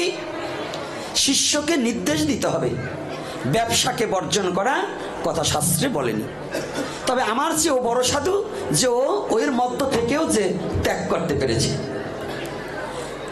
আমরা যদি এভাবে মানুষকে ঘৃণা করি, তাহলে আমাদের কাছে কেউ আর আসবে? আসবে বাবা? ঘৃণায় মানুষকে কাছে টানা যাবে? তো ওটা নয়। তাই কি, যদি কেউ বলেন, আর একটা ছেলে আজকে আমাকে কে বলে গেল যে পান বিক্রি করে দিকে তাকে দীক্ষা দেবে না, দেখে সে পানের আরতি ছেড়ে দিয়েছে। তাম্বুল সেবায় কিন্তু পান লাগে, তবে কথা থাকতে হবে কি, পান সেবা বৈধ আছে। আজকে আমি বলে দিচ্ছি, লেখে রাখুন, পান সেবা করা যাবে। এইবার যে কটা পান খায় না, ওরা বাপ বানাচ্ছে, কায়দা হয়েছে, কালকে একটু বেশি করে খাবো, তাই না? কমেন্ট পড়ছে তো, কথায় কমেন্ট পড়ছে। অর্থাৎ পান সেবা করা যাবে, তো আপনারা যা খান ওইভাবে না। এলাইচ দানা দ্বারা মহাপ্রভুকে তাম্বুল সেবা দিয়ে মুখের দুর্গন্ধ কাটবার জন্য অনেক সময় ওটাকে গ্রহণ করা যাবে, কিন্তু সুবরি আর চুন সহ খেলে নিশায় পদার্পণ হবে, ওটাকে অপরাধ হয়। কি দিয়ে? তাম্বুল সেবার কথা উল্লেখিত আছে না? তাম্বুল মানে কি? কর্পুল দিয়ে আর এলাইচ দানা দিয়ে পান সাজিয়ে ভগবানকে নিবেদন করা যাবে, ওটা আপনিও সেবা করতে পারেন। কিন্তু ওই যে যদি ওইটাই সমস্যা, ওইটাই সমস্যা। কি যাবে? ও জ্বর দাও আছে, তাও আবার বাবা মানে মামাও না। যাক যাক, তো এইবার আর একটা প্রশ্ন করেছে দান, আসুন প্রশ্ন জানতে চাওয়া। দীক্ষা মন্ত্র নেওয়ার পর শিক্ষা কি বাধ্যতামূলক নাকি দীক্ষা আগে নেওয়া শিক্ষা পড়ে? এটার প্রশ্ন হয়ে গেছে। এইবার করছে দান, আমি সিংহগ্রীব দাস, হরে কৃষ্ণ প্রণাম নেবেন, কোন মৎস্যাসী গুরু হতে পারে কিনা? এখন যুগ ধর্ম প্রবর্তনম, সনাতন ধর্ম রক্ষার্থে একসময় মৎস্যভোজী লোকেরাও দীক্ষা টিক্ষা দিত। তখন শাস্ত্র আমাদের জানা অনেকেরই ছিল না। আমি তাদের চরণে প্রণাম করি যারা অক্লান্ত পরিশ্রম করেও ওই মৎস্য টস্য খেয়েও যারা দীক্ষা দিয়ে তথাপিও আমার মতো গরু ছাগলকে একটু পথে রাখছে, এজন্য তাদের দণ্ডবোধ করি। যখন এখন আমাদের সচেতনতা আসছে, তখন আর এখন মৎস্যভোজী গুরুর কাছ থেকে দীক্ষা নেওয়া বৈধ না। কথাটা বুঝতে পারছি? এক সময় আমাদের একটা সম্প্রদায় আছে, কালাচান্দির মত বলে, আছে না? অনেক গ্রামে পাওয়া যায়। তবে এদেরকে খারাপ বলা যাবে না, এদেরকে নিয়ে চলা যাবে না, এটাও বলা যাবে না। কেন বলা যাবে না? তাহলে আমার হিংসা হলো, এর সাথে আমার হিংসা হলে পরে আমার ধর্ম রসাতলে চলে যাবে। তবে কি এই কালাচান্দির গ্রুপকেও শিখাতে হবে, বুঝাতে হবে, শাস্ত্র জানাতে হবে। তবে এই কালাচান্দির গ্রুপের মধ্যেও কিছু লোকের একটু কুতর্ক আছে, এরা বসতে চায় না, উল্টো তর্ক করে। এই তর্কটাকে পরিত্যাগ করে বুঝতে হবে, যখন আপনার গুরু ছিল পরম্পরাও আপনি বলেন ঠিক আছে, কিন্তু মহাপ্রভুর সেবায় তার মাছ লাগে না। লাগে বাবা? আজকে একটু ভালো করে জেনে যান, মহাপ্রভুর সেবা যদি মাছ না লাগে, যে অন্নে তুলসী দেওয়া হয় সেইটি তো আর ভগবানকে নিবেদন করা যায় না। যায়? আয় কথার উত্তর দিতে হবে, যায়? যেটা মৎস্য মাংস তাতে তুলসী দেওয়া যায় না। আমি নিয়ে আসছি গ্রন্থ, যদি দেখতে চান দেখতে পারেন, যদি কোনো পণ্ডিত থেকে দাঁড়িয়ে আমার কাছে আসবেন, যদি না দেখাতে পারি আমার জিহ্বা কেটে দেবেন, আমি লিখিত দেব। এখানে স্পষ্টভাবে পুরাণে লিখেছে, যে অন্ন বিষ্ণু নামে নিবেদন করা হয়নি সেই অন্ন কুকুর মাংস সদৃশ। যে অন্ন ভগবানকে নিবেদন করা হয়নি তাহা কুকুরের মাংসের সাথে তুলনা করা হলেন। তা আপনি মানুষ হয়ে, আপনি বৈষ্ণব হয়ে যেটা তুলসী পড়বে না সেটা আপনার জন্য ভক্ষণ করা বৈধ নয়। তবে যদি পূর্বের একটা রীতি ছিল, এক গুরুদেব অসুস্থ হলো, সেই গুরুকে সুস্থ করার জন্য মানে বৈদ্যতাকে একটা অনুফান দিলেন যে মৎস্যের ঝোল খেলে সে জীবনে বেঁচে যাবে। শাস্ত্রে লেখা আছে মুরগিও খাওয়া যাবে, বেদে লেখা আছে। এখন এইবার তো যারা মুরগির রোজ খায়, ওকে কয় যে কায়দা হয়েছে, কালকে এক খান খেতাম কালকে 3 খান খাবো, তাই না? বলছে মুরগি খাবে কে? সনাতন ধর্মে মুরগি খাওয়া বৈধ নয়, একজন ব্যক্তি খেতে পারবে। কোন ব্যক্তি? যে ব্যক্তি টিবি রোগে আক্রান্ত। অথর্ববেদে লেখা রয় টিবি রোগে আক্রান্ত ব্যক্তি মুরগি খাওয়া বৈধ হয়। কেন? তার জীবনকে রক্ষা করার জন্য। টিবি রোগের রোগী যারা মুরগির মাংস খেলে তাদের ওই রোগটা একটু দমে থাকে, তাই কিছুদিন পৃথিবীতে থাকতে পারে, তাই ওইটা অথর্ববেদের আওতাভুক্ত বলা হয়। কিন্তু সুস্থ শরীরে যারা মুরগির মাংস খায়, দিনের দিনে তাদের পশুজনী প্রাপ্তি হয়। আমি আর কিছু বলতে পারলাম না, আমি কাউকে কিছু বললাম না। খাইতে কিন্তু নিষেধ করি নাই। কি আমি খেতে নিষেধ করেছি? কি বাবা খেতে নিষেধ করছি? যারা 1 কেজি খান তারা নিরামিষ মুরগি। আবার আজকাল কয় কুসায় কি, আরে দেশি মুরগিতে নিরামিষ মুরগি আছে। কয় কোনটা? কয় ওই যে আর লেট্রিনের কাছে যায় না, পোল্ট্রি। যাক করি বিবেচনা। তো এইবার যারা ভেবেছেন এই যে বাবারা কালাচান্দি বলে তাদেরকে ঘৃণা করে দূরে সরানো যাবে না। কালাচান্দের মতের অনেক বাবারা এখন প্রসাদভোজী হয়ে যাচ্ছে, অনেক বাবারা মায়েরা তারা আমাদের সাথে প্রসাদভোজী হয়ে গেছে। তাই বলে তাদের ঘৃণা করা যাবে না, ভালোবাসতে হবে। সনাতন ধর্ম ঘৃণার ধর্ম নয়, ভালোবাসার ধর্ম। সনাতন ধর্ম কি ঘৃণা না ভালোবাসা? কোন ধর্ম? তাই ভালোবাসার যদি ধর্ম হয় তা আপনি একজনকে ঘৃণা করার অধিকার আপনাকে কে দিয়েছে? কে দিয়েছে? আপনি শুদ্ধ হয়েছেন, এটা তো ভগবানের কৃপা আপনার প্রতি। আপনি শুদ্ধ খাবার খাচ্ছেন বিধায় একজন ভক্ত। বাবা, যতদিন পর্যন্ত আপনার মনের গ্লানি না যাবে ততদিন পর্যন্ত আপনি ভক্ত হতে পারবেন না। রাগ করছেন নাকি বাবারা? এই জন্য কালাচাঁদের মতের যদি কেউ বাবারা থাকেন কষ্ট পাবেন না। আপনাদের শুভ সময়, মহাপ্রভুর যুগে আপনারা জন্মগ্রহণ করেছেন। ওই গুরুরা এক সময় করত, কিন্তু সেটাকে গ্রহণ করে রাখলে হবে না। আস্তে আস্তে সংস্কার হয়ে আপনাদের সন্তানকেও সৎ পথ অবলম্বন করেন। আপনিও আপনারটাও ওটাও সৎ পথ। গুরু কখনো অসৎ হয় না। তবে খালি প্রাইমারিতে থাকলে যেমন চাকরি পাওয়া যায় না, হাই স্কুল পাস করতে কলেজে যেতে হয়, তদ্রূপ ভজনের প্রণালীতে একটু শুদ্ধ হওয়ার প্রয়োজন আছে কি না বাবা? এজন্য কেউ কষ্ট পাবেন না। মায়েরা বাবারা যদি কেউ থেকে থাকেন আমার অজানা অবস্থায়, কষ্ট পাবেন না। আমি কাউকে কষ্ট দেওয়ার জন্য নয়। তবে আমার গৌরকে, আমার কৃষ্ণকে যে অবমাননা করবে, সে আমার বাপ হলেও তাকে আমি ছাড়ি না। আমার বাবাকেও ছাড়বো না। সে ব্রাহ্মণ হোক, বৈষ্ণব হোক, যে দল হোক, আমার ওই দলে ওখানে আমি লাঠি। আমার গৌর কৃষ্ণ সম্বন্ধে যদি কারো উদ্ভট কোনো কথা থাকে তাকে আমি ছাড়বো না। আমাকে 5টা বেশি কথা বলুক, কোনো দুঃখ নেই, কিন্তু আমার গৌর কৃষ্ণ সম্বন্ধে আমি মরে যেতে রাজি, কিন্তু ওই পশুকে ছাড়তে রাজি না। এটা কিন্তু জেনে রাখবেন।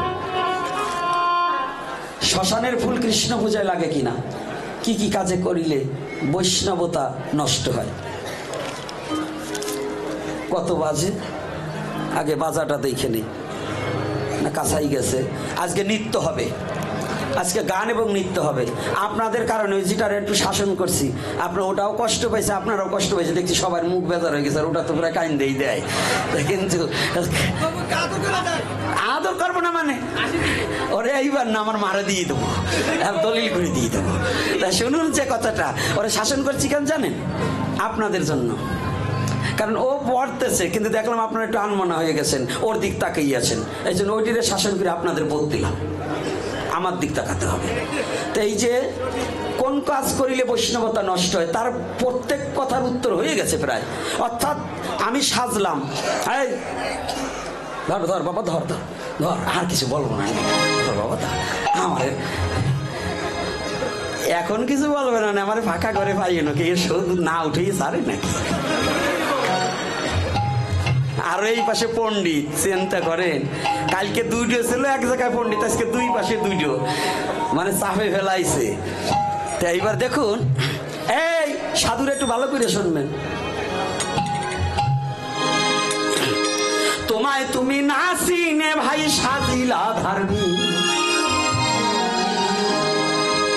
অপর বহিরঙ্গে সাধুর পোশাক, লক্ষ পরের নারীর দিক।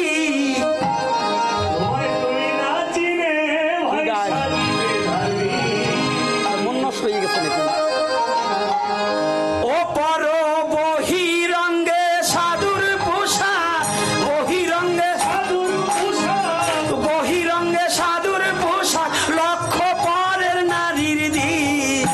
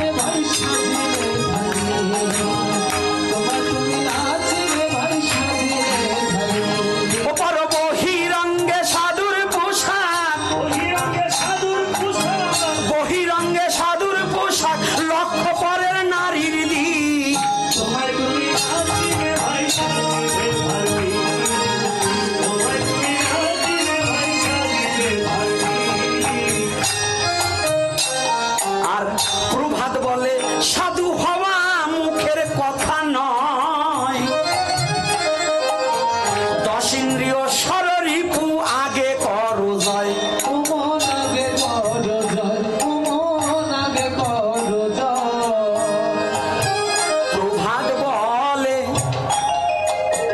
প্রভাত বলে সাধু হওয়া মুখের কথা নয়, দেহের 10 ইন্দ্রিয় ষড়রিপু আগে করো জয়।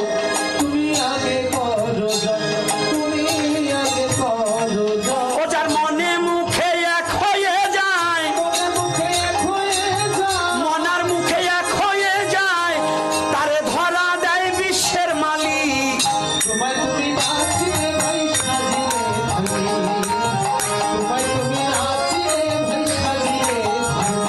পর বহিরঙ্গে সাধুর পোশাক, বহিরঙ্গে সাধুর পোশাক, লক্ষ্য পরের নারীর দিক। হ্যাঁ,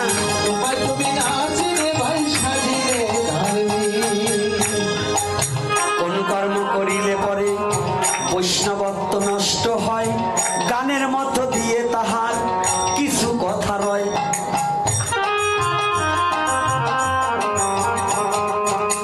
মন আর মুখ যার এক নাই, সে তো বৈষ্ণব নয়।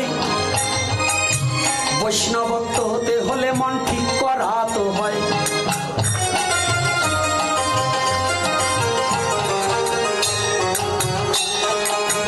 পরের অনিষ্ট করবার জন্য যারা ঘুরিয়া বেড়ায়, মালা তিলক নিলেও তারা কভু বৈষ্ণব নয়।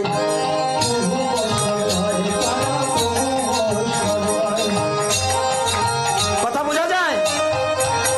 পরের ক্ষতি করবার জন্য মালা তিলক যতই পড়ি আমি যদি পরের ক্ষতি করবার চাই, আমি কোনোদিন সাধু নই। কি সাধু? সাধু থাকবে নিরভিমান, শান্তশিষ্ট ভারী, সেই তো সাধু জগতে আমি তাহার শরণ ধরি।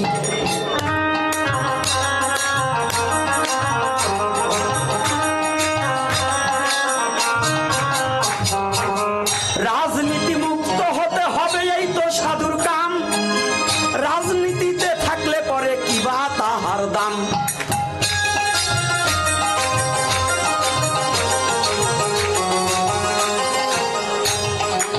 বৈষ্ণবত্ব গ্রহণ করতে হলে রাজনীতি মুক্ত হতে হবে, ভেজাল মুক্ত সমাজ গঠন করার জন্য থাকতে হবে। আমার দ্বারা যেন অন্যের কোনো ক্ষতি না হয়।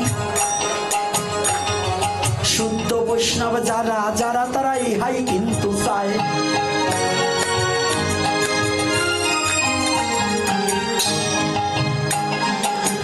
আর একটা কথা বলেছে ইহার সাথে, এই কথাটার জবাব কিন্তু আমার দিতে হবে।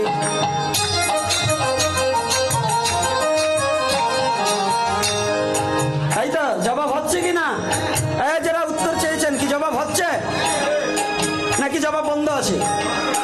তাহলে সাধু সাজলে কি সাজলেই সাধু হবে? সাধু সাজলে আমার মতো এরকম মালা নিচ্ছে, আমি কিন্তু সাধু হতে পারিনি। সাধুর বাড়ির একটা কুকুরের যে যোগ্যতা আছে, আমার মতো গোপীনাথের সেই যোগ্যতা নেই। প্রেম ভক্তির গুরু মহারাজ নরোত্তম দাস ঠাকুর বললেন, বৈষ্ণবের দ্বারের যদি আমি হইতাম কুকুর, আমায় প্রসাদ দিয়ে তরাইত বৈষ্ণব ঠাকুর। তাহলে আমি কি মানুষ? নরোত্তম দাস হেন কথা বলতে পারে, আর আমার মতো পশুর যে মূল্য আছে আমার তো তাও নেই। আমি কে?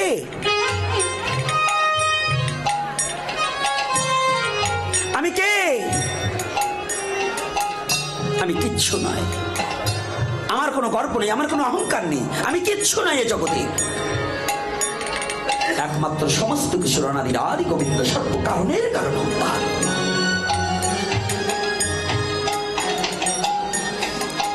ভালো একটা কথা বলেছে, গুরুদেবের চিত্রপট সিংহাসনের মধ্যখানে রেখে দুই পাশে পঞ্চদত্ত এবং রাধা গোবিন্দ রাখা, এটা কি ঠিক? একাদশী করার জন্য কোন গুরু বলে আমি একাদশী করি না, তোরা করবি কেন? শ্রাদ্ধে কি মাছ মাংস খাওয়া যায় কিনা, একাদশীর দিনে শ্রাদ্ধ করা যায় কিনা, রাত্রে কি মাছের সেবা আছে কিনা, সন্ন্যাস নিয়ে কি স্ত্রী রাখা যায়, মাছ খাওয়া, মালাজপ এবং একাদশী না করা কি কি মেলাগুলো, বাবা এত প্রশ্নের উত্তর আমি দিতে পারবো না। শুনুন, সন্ন্যাস নিলেও সন্ন্যাসী হয় না, সন্ন্যাস না নিলেও সন্ন্যাসী হয়। এর কি করে? নিত্যানন্দ প্রভুর 8 জন সন্তান, তথাপিও তিনি পূর্ণকুম্ভ হয়। আবার আমার মতো বদমাস বিয়ে না করলেও ব্রহ্মচারী নয়। আমি যদি পরের মেয়ে ছেলের দিক কুতকুতিয়ে চাই, হবে? এবার হবে নাকি? কথা বলো না কেন?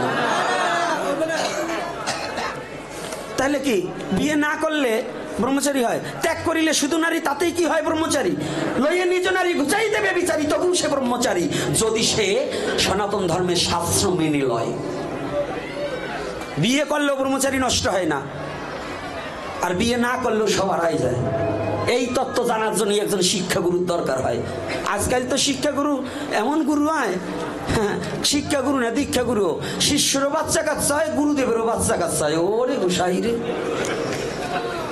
আর কিছু বললাম না, ওই পর্যন্তই থাকি।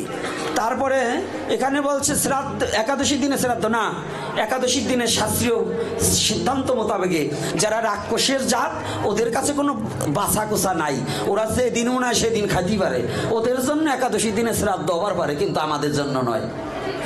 যারা মহাপ্রভুকে মানবে তাদের জন্য একাদশীর দিনে কোনো শ্রাদ্ধ নেই। যারা রাক্ষস কুলে, রাক্ষসের জন্য কোনো একাদশী দ্বাদশী কিচ্ছু নাই।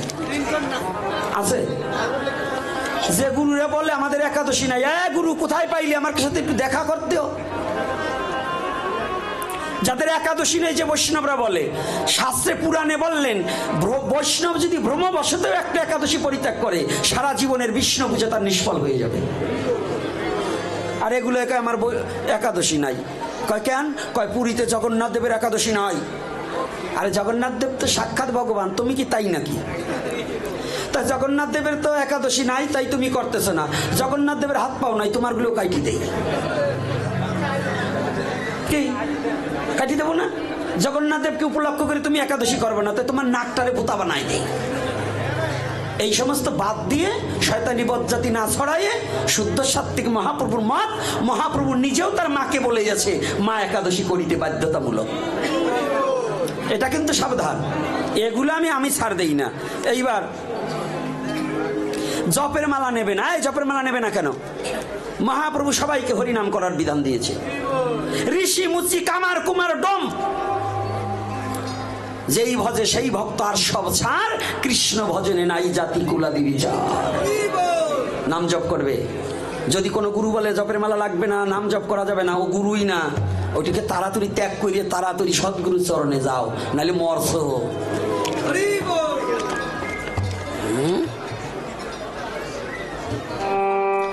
যে প্রথম প্রশ্নটা, গুরুর আসনে রাধা গোবিন্দ, গুরুকে মাঝখানে দুই পাশে, না, এটা ভুল। অন্তত 3টা সিঁড়ি করতে হবে, স্তর করতে হবে। উপরে রাধা গোবিন্দ, দ্বিতীয় সারির নিতাই গৌর পঞ্চতত্ত্ব, তৃতীয়তে গুরুবর্গ এবং গোস্বামীগণ রাখা যায়। তাছাড়া যদি একই আসনে গুরু গোবিন্দ রাখা হয়, তার ভুল সিদ্ধান্ত হয়। কোন পণ্ডিত লাভ দিয়ে উঠে বলতে পারে গুরু কৃষ্ণ অবেদাত্মা বিশ্ব চরাচরে, এটা কিন্তু প্রকাশ্যে নয়, মহিমায় হয়। যদি তুমি প্রকাশ গুরু আর কৃষ্ণ এক করতে চাও, আমার কৃষ্ণ গিরিধারী, গিরি ধরেছিল 21 কিলোমিটার পর্বতটাকে 7 দিন পর্যন্ত, তোমার গোসাইরে 1 কেজি ধরে রাখতে বলদি পারে নাকি?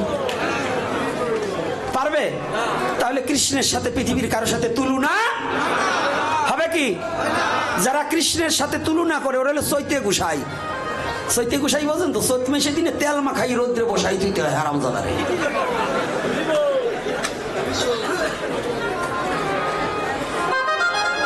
এই যারা মাছ খায়, তারা ভগবানের সেবা দিতে পারবে কিনা জেনে যান। অন্যের ভোগ দেওয়ার অধিকারী মৎস্যভোজীর নেই, তবে আপনি ভগবানের চরণে তুলসী দিতে নিষেধ নাই। কথাটা বুঝতে পেরেছেন? মৎস্য খান বিদে যে ফল ভগবানকে দিতে পারবেন না, এটা নয়। যদি কোনো সাধু বলে আমি তার বাক্য মানি না, কেন মানি না? সে মন গড়া কথা আছে। ভগবান সবার জন্য, ভগবান সব কিছু সহ্য করতে পারে, কিন্তু আমি পারবো না। ভগবান হজম করতে পারবে, আমি পারবো না। তবে মৎস্যভোজী জীবের জন্য অন্নভোগটা না দেওয়াই বাঞ্ছনীয়, পরিষ্কার কথা। আর তুলসী দেওয়া যাবে না, এটা কিন্তু কেউ ভুলেও বলবেন না। মৎস্যভোজী লোক প্রতিদিন ভগবানের চরণে তুলসী দিবেন আর প্রার্থনা করবেন, প্রভু আমাকে একটু শুদ্ধ করে নাও, আমার রসনাটাকে একটু পরিশুদ্ধ করে দাও, আমার লালসাটা যেন বন্ধ হয়ে যেন জড়জিহ্বায় হরি নাম করার শক্তি দাও। প্রতিদিন তুলসী দেবে আর বলবে, প্রতিদিন দেখবে একদিন ভগবান তোমার ডাক শুনে তোমার জিহ্বা থেকে, রসনা থেকে ওই জড় বুদ্ধিটা, জড় লালসাটাকে উঠিয়ে নিয়ে যাবে। কি রাধে রাধে হচ্ছে তো? আজকে ছাড়বো না নি, আজকে নাচ হবে, হরিনামে লাফিয়ে দাপিয়ে ভূমিকে কাঁপিয়ে দেবে। আজকে এই মেহেরনের মাটি 1 বিঘা দাবায়ে দিবে যুবক ছেলেরা, পারবে না? এই কারা কারা হরিনামে নৃত্য করবে দেখি তো? রাধে। আজকে যারা হরিনামে নাচবে না ওদের গায়ে কোনোদিন শক্তি থাকবে না। আজকে ভাবছো কি আজকে না কিছু করি? এটা মাছ মাংস দিয়ে শ্রাদ্ধ অনুষ্ঠান করা যাবে কিনা?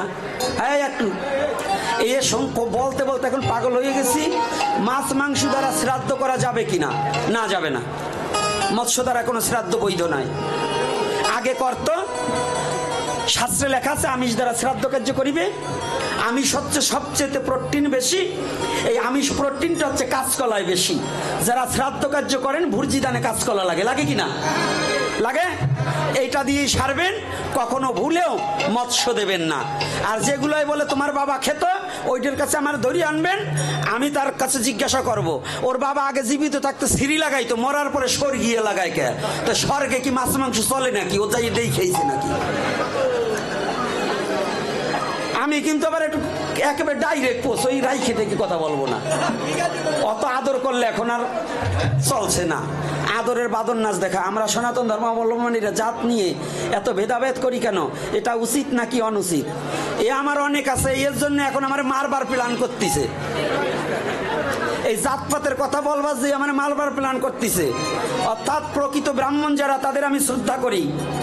ব্রাহ্মণের কোনো জাতপাত নাই। ব্রাহ্মণ হচ্ছে শ্রদ্ধার ব্যক্তি, সম্মানের ব্যক্তি। ব্রাহ্মণকে শ্রদ্ধা সম্মান করা যাবে, কিন্তু বাওন যেগুলা, ওইগুলাকে আমি মানি না। ব্রাহ্মণ কারা? সবচেয়ে শ্রেষ্ঠ কুল ব্রাহ্মণ কুল। এই শুনুন, কষ্ট পাচ্ছেন নাকি? বলবো আর 2 মিনিট আলোচনা করবো না ছাড়িয়ে দেবো? কি চলবে? পরে যেন দাবর মারেন না। বসুন একটু আসতে বাবা, এখন একটু কম বাজা বাবা, রাগ করছি দেখি আবার বেশি রাগ হইস না বাবা, থাক। এর আমার আপন বাবা, বোঝেন না ও।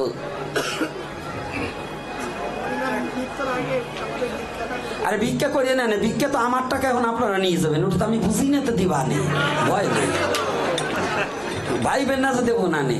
কারণ ভাগবতের দক্ষিণা কিন্তু কমিটির না, এটা কিন্তু পাঠকের। কিন্তু আপনারা নেবেন, নেন, আমি না বলবো না নে। আপনাকে তো তবু মন্দির হয়েছে, আমার থাকার জায়গাও নাই, তবু আমার টাকার দরকার নাই। আপনাকে তবু গৌরহরে কিছু আছে, আমার তাও নাই, তবু আপনাকে টাকা আমি চাবো না, নিয়ে যাইন, দরকার নাই। এই বাংলাদেশের মধ্যে একমাত্র কপালপুরা যদি কোনো পাঠক থাকে আমি। সবার কারো 2 তলা বাড়ি আছে, কারো 1 তলা আছে, আর আমি কপাল পোড়া সারা জীবন শ্মশানে কাটাই গেলাম। আমার এই যে এই পোলাপান নিয়ে আমার নিজের কিছু আমি করতে পারি নাই। আর গৌর হরি যেন আমার এই কপাল পোড়াই রাখে, আমার আর কিছু করবার বাসনাও নাই, যেন আপনাদের চরণ ধুলি একটু পাই। ওই 4 তলায় উঠলে তার নিচে নামতে পারবো না, এই জন্য 4 তলা দেবো না। এই জন্য সুনীল বাবুর একটা গান আছে, উপরে উঠলে নামতে হবে তাই তো নিচে নামি না, নিচে থাকলে উঠতে হবে তাই তো উপরে উঠি না। কথাটা বুঝছেন? মানে উপরে গেলে নামতে হবে তাই তো নিচে নামি না, উপরে যাই না। উপরে যাই লাভ কি যদি নামতে হয়, আর যদি নিচে থাকি লাভ কি যদি আবার উপরে উঠতে হয়? তাহলে আমি চাই কি, যেমন শুদ্ধ কৃষ্ণ ভক্ত যারা এই বিশ্ব জগতের কিছু চায় না, তারা একমাত্র গোবিন্দ চরণ ছাড়া স্বর্গ পর্যন্ত চায় না। গানের প্রতিটা কথা পেঁয়াজ আছে। কি কথাটা যেন বলা দিলাম, এই শুনুন, এই জাতপাত সম্বন্ধে যারা বলেন, আমি প্রকৃত ব্রাহ্মণকে এখনো শ্রদ্ধা করি, করব, সারা জীবন করে যাব। একজন ব্রাহ্মণের পদধূলি যেন সারা জীবন আমার মস্তকে তুলে যেন আমার জীবনটা কাটাতে পারি।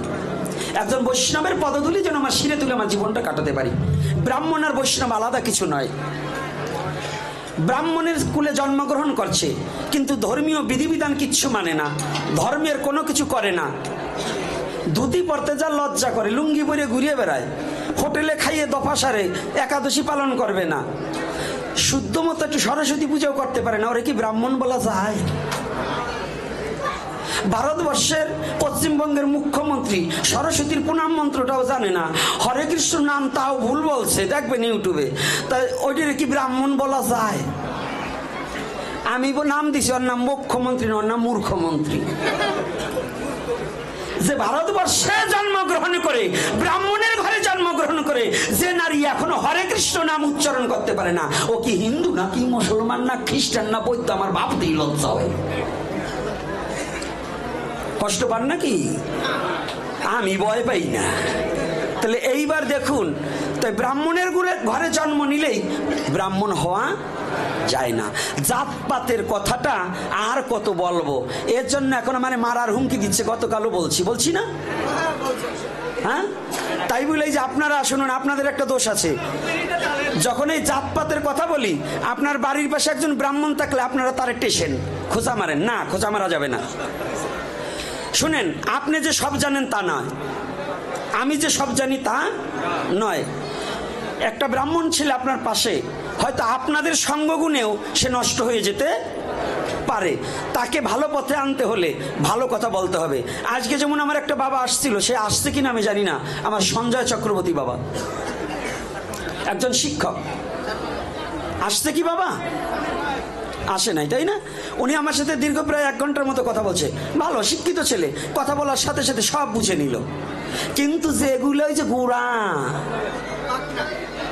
পাকনা মানে ট্যাটনা, ওই ট্যাটনা জাত, ওগুলোর তো কথা বললেই গাও জলে আর কাঁচা জারে। আমি তাদের বলছি না, জাতপাত দূর করো। আমি এই যে একটা কথা বলছিলাম, হিন্দু হলে, এটা বলছিলাম আমার জাতির রক্ষার্থে, সেটাকে নিয়েও ব্যঙ্গাত্মক কথা। এবং এক পণ্ডিত সে যা বলছে তার জবাব করে দিছি, আবার তার আবার চেলা চামুন্ডা আর একটা তার জবাব দিছে। ও খালি ইউটিউবে জবাজবি করতেছে, এরা আবার ষড়যন্ত্র করতেছে যাতে আমার দেশ থেকে নিচ্ছিন্ন করে দেওয়া যায়। কিন্তু পারবি না, আমি তোদের ওই এতে ভয় পাই না, তোরা যা করবি তা আমি আগেই বুঝে নেব। আর আমাকে নেওয়ার আগে ওখানে আমাকে রক্ষা করার জন্য আমার গৌরহরি তার পার্শ্বদের পাঠিয়ে দেবে। এটা ভেবে রাখিস না, তোরা যা বলবি তাই এখন জনগণ শুনবে না। এখন জনগণের চোখ কান খুলে গেছে। কি বলেছে জানেন? একটাই আমাকে বলতেছে ফোন করে, কয় রায়ন চক্রবর্তীর সাথে ইসকনই হেরে গেছে। মানে ইসকনের জিতেন্দ্রীয় দাসকে মিথ্যা প্রবচন দিয়ে ওনাকে বুঝবার জন্য একাকে নিয়ে গেছে, আর সাথে কাউকে নেয় না। ওরা ওই গ্রুপ 100 ওই চক্র বক্করের গ্রুপ 100 বসে ওই বেটারে নিয়ে এটা অপমান করছে। মানে ওনার কথা বলার সুযোগই দেয় নেই, উনি যা বলে তা শোনে না, ওরা যেটা বলবে ওইটাই। ওই যে বেশি বোঝা কিছু লোক আছে না, হ্যাঁ। ইসকনের জিতেন্দ্রীয় দাস তো দূরের কথা, ইসকনে অভয় শরণা ভক্তি বেদান্ত প্রভুপাদ যে প্ল্যাটফর্ম তৈরি করে দিয়ে গেছে, তোর মতো রায়ন চক্রবর্তী, আমার মতো গোপীনাথ, কোটি কল্পকাল, আমার মতো কুকুর যদি কোটি কল্পকালও সাধনা করে, তাও ওনার কাছে যাওয়ার মতো ক্ষমতা আমার নেই, আমার নেই। এই জন্য ইসকনের সম্বন্ধে ওইরকম কথা বলা যাবে না। ওনারই এক, আমি ওনাকে এখনো ভালোবাসি, জ্ঞানীজন, কিন্তু ওনার যে হিংসাটাকে, এইটাকে আমি ঘৃণা করি। উনি ব্রাহ্মণ যদি হয়ে থাকে ওনাকে আমি শ্রদ্ধা করি, আমার কোনো আপত্তি নাই, কিন্তু ব্রাহ্মণ হয়ে আসতে হবে। যদি জাতি হিংসা ওনার মধ্যে থাকে, মানুষের মধ্যে যদি হিংসা থাকে, আমি ওনাকে কোনোদিনও ব্রাহ্মণ বলে স্বীকার করি না। তাহলে আপনারাও বৈষ্ণব হতে হলে ওই ব্রাহ্মণকে হিংসা করা যাবে না, ব্রাহ্মণকেও হিংসা করা যাবে না। অনেক বৈষ্ণবরা আছে ব্রাহ্মণ, না, ব্রাহ্মণকেও হিংসা করা যাবে না। আমাদের কথা হচ্ছে, নবদ্বীপের গায়ে অনেক ব্রাহ্মণ আছে বৈষ্ণবীয় লাইনে, আছে কি না? আমার নিত্যানন্দ প্রভু ছিল না? নিত্যানন্দ বংশধর এখন আছে না? তাদের আমরা শ্রদ্ধা করব না? 100 বার করব। আমরা শ্রদ্ধা করব না তাকে যে ব্রাহ্মণ কুলেও জন্মগ্রহণ করে যে সদাচারী না। পরিষ্কার কথা আমার কাছে। আর যে মানুষে মানুষে ভেদাভেদ সৃষ্টি করে, মানুষের মধ্যে একই সনাতন ধর্মের মধ্যে যারা বর্ণ বিভেদ করে মানুষকে হেয়পূর্ণ করে রাখে, এটা আমরা কখনো গ্রহণ।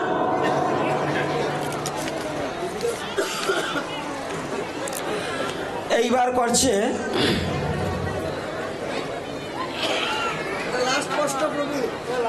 এইটাই লাস্ট, আর আসবে না।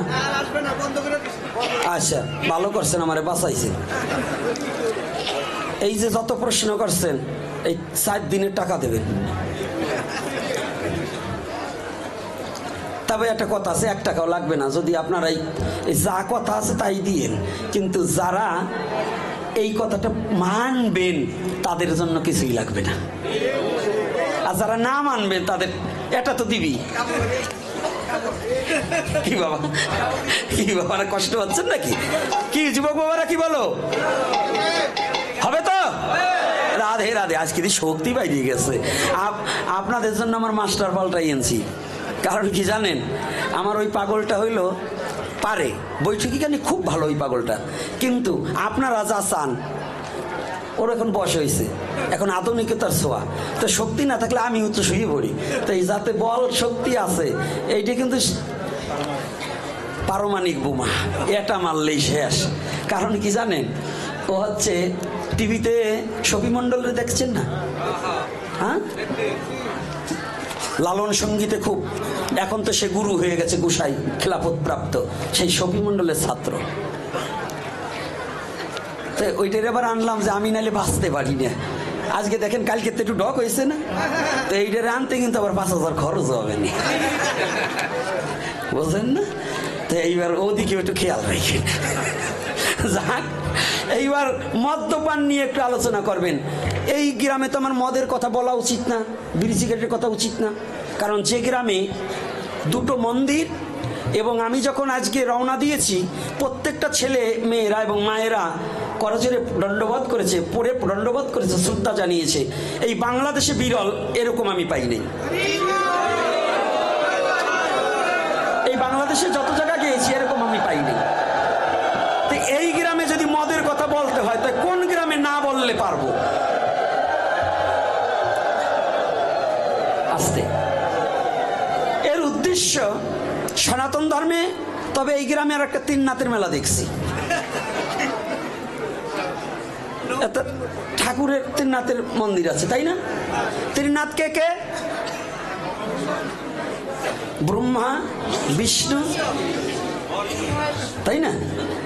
নাম বললাম না, ওটা আবার আমার বাবার বাসুরের নাম। কারণ আপনাদের যেমন আছে বাসুরের নাম হরে কৃষ্ণ বললে বলতে চান না, তাহলে যারা হরে কৃষ্ণ বলতে চায় না ওরা কি, ওর হয়তো ওর বাসুর নয়, ওর বাবার বাসুর। ও মা, মস্তক কিন্তু ফাঁকা হয়ে গেছে গো, একটু ঢেকে দিন। তো এইবার শুনুন, 3 নাথের মেলাটা দেখে, 3 নাথ ঠাকুরকে দেখে একটু সন্দেহ হইল যে মাঝে মধ্যে থাকলেও থাকতে আছে নাকি। এই জায়গা কি 3 নাথের মেলা দেয় নাকি? দেয়, আবার মাঝে মাঝে কি মারে তো? হ্যাঁ, টান দেয় তো। কয় এটা কি? কয় বাবার প্রসাদ। এই যেগুলো বাবার প্রসাদ বলে, ভোলানাথের প্রসাদ বলে খাচ্ছ, ভোলানাথ কিন্তু বিষ খেয়েছে, তোকে 2 ফোঁটা খাইয়ে দেব। সনাতন ধর্মে গাঁজা নিষিদ্ধ, মদ নিষিদ্ধ। কালী পূজায় মদ লেখলে, যে ব্রাহ্মণ মদ লেখবে পূজা সম্বন্ধে জানে না, ওর দ্বারা পূজাই চলবে না। মদ কি? কাংস পাত্রে নারকেলের জলের মধ্যে মধু মিশ্রিত করে কর্ষণ করিলে যাহা হইবে তাহা দ্বারা দেবীকে স্নান করাইতে হইবে। মদের বোতল না, ব্রাহ্মণ লিখে দেবে, পণ্ডিতরা লিখে দেবে, আপনি মদ আনবেন, ওই আপনার ছেলেও এক ডোক গেলবে আর উনিও 1 ডোক গেলবে, আবার পূজাও চলবে। এগুলো বন্ধ করুন, এগুলো অন্যায়, অবিচার, অধর্ম।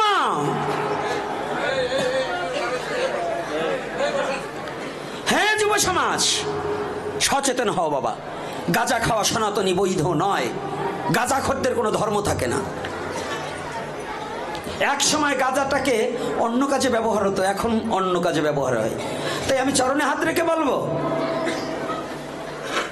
গাঁজাটাকে পরিত্যাগ করা। যারা ত্রিনাথের মেলা দেবেন দেন, ঠাকুরের জন্য গাঁজা দেবেন, আমার কোনো আপত্তি নেই, কিন্তু কোনো যুব সমাজের হাতে তুলে দেবেন না। আর যে যুবকরা বলবে যে শিবের প্রসাদ বলে খাচ্ছি, ওখানে আর একটা জিনিস দেওয়া হয়, তিনজনের পূজা হয়। কার কার? ব্রহ্মা, বিষ্ণু, শিব, তাই না? বিষ্ণুর জন্য পান সুপারি দেওয়া হয়। কি দেয়? পান সুপারি দেয়।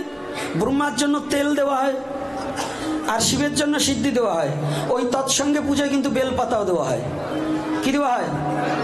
দেওয়া হয় না? তা যেগুলো প্রসাদ তো সবই, শিবকে গাঁজা দিলে যদি প্রসাদ হয়, বেলপাতাও তো প্রসাদ। তো যারা ওই গাঁজা খাবে অবশ্য সাথে সাথে 10টা করে বেলপাতা খাওয়াই দেবেন। এইভাবে 1 মাস ত্রিনাথের মেলা দেবেন। 1 মাস ত্রিনাথের মেলা যদি বেলপাতা খায়, তারপরের দিনকে কি হবে বলেন তো?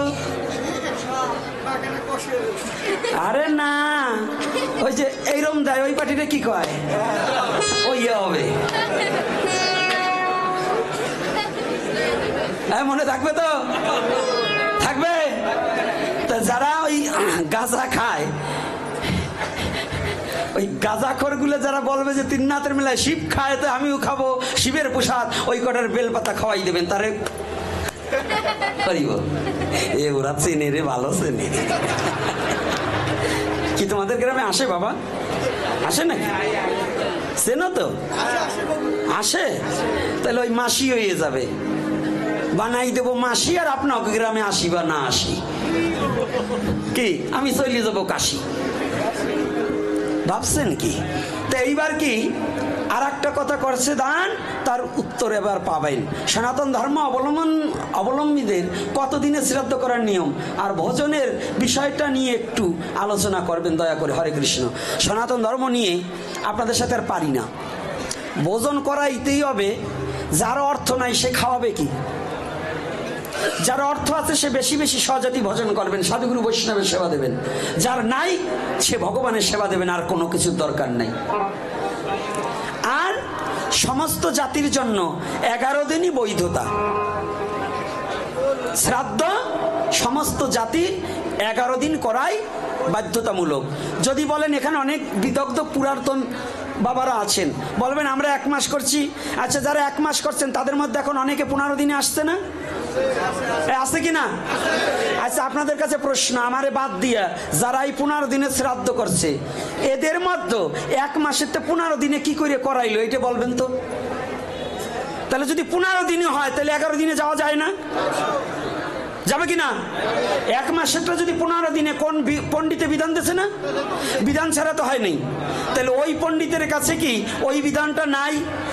তাহলে যদি 1 মাসেরটা 15 দিনে আসা যায়, তাহলে শাস্ত্র সিদ্ধান্ত আছে যে ওই 1 মাসেরটা 11 দিনেও আসা যাবে। পরিষ্কার কথা। আমি যদি বলেন কেন আমাদের ধর্মের, এই যাই ভালো করে শুনবেন, আমাদের ধর্মে কিন্তু একটা গোজামিল আছে, শয়তানি আছে। এইখানে যদি কোনো ব্রাহ্মণ বাবা থেকে থাকে, এই ব্রাহ্মণ যারা, এই ব্রাহ্মণদের মধ্যে একটা জাতাজাতি আছে। হায়ার কাস্টের ব্রাহ্মণ আবার সিডিল কাস্টের ব্রাহ্মণের কাছে মাইয়ে বিয়ে দেয় না।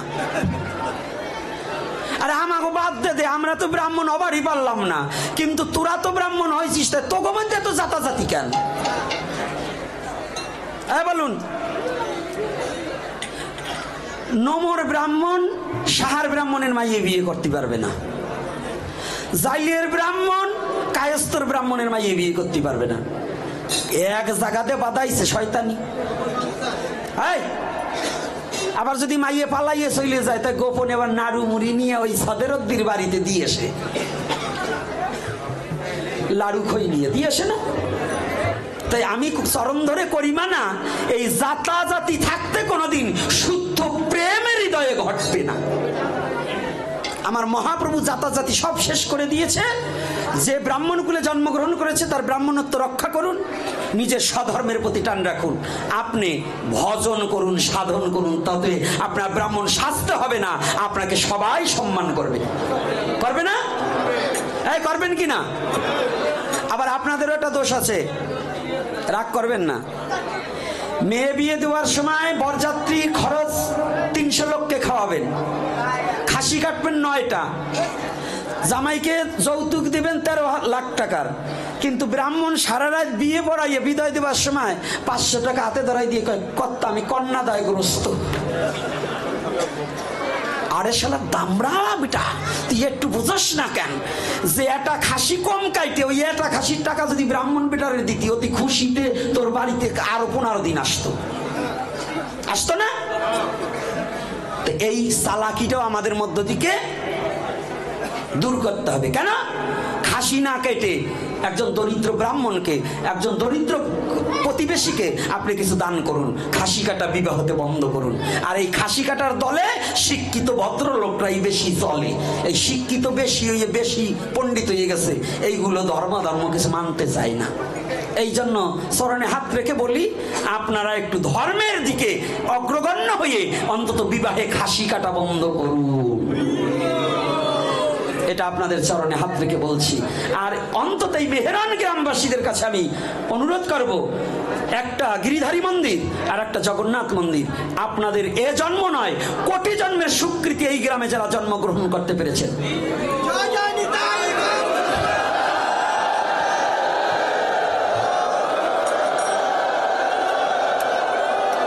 আর এই গ্রামের দাস সম্প্রদায়ের সব আপনাদের চরণে হাত রেখে বলছি, একটা বাক্য আমার প্রতিপালন করতে চেষ্টা করুন। এই দুটো মন্দির যখন আপনাদের গ্রামে আছে, আপনারা কৃপা করে আপনারা বিবাহতে মাংসটাকে বর্জন করার চেষ্টা করুন। মাছ যারা খান তারা অন্তত মাছও বন্ধ করলে সবচেয়ে উত্তম। অন্তত 100 টেকুরা মিন দিলে বাঁচবেন না, এই জন্য মাংসটা বর্জন করে আপাতত মাছ চালান, পরে আবার মাছও বন্ধ করে দেওয়ার চেষ্টা করেন। আপনাকে লজ্জা করা উচিত। দুইটা মন্দির থাকতে ভগবানের সেবা হবে না, আপনি খাসির রান নিয়ে ঝুলাঝুলি করবেন, এটা লজ্জা করা উচিত না? উচিত কিনা? কষ্ট পাচ্ছেন নাকি? আমার একটু উচিত কথায় কষ্ট হয় তো বুঝি। আপনারা আস্তে আস্তে ভিক্ষা করবেন, উঠলে পরে খবর আছে আমি এবার গান করব।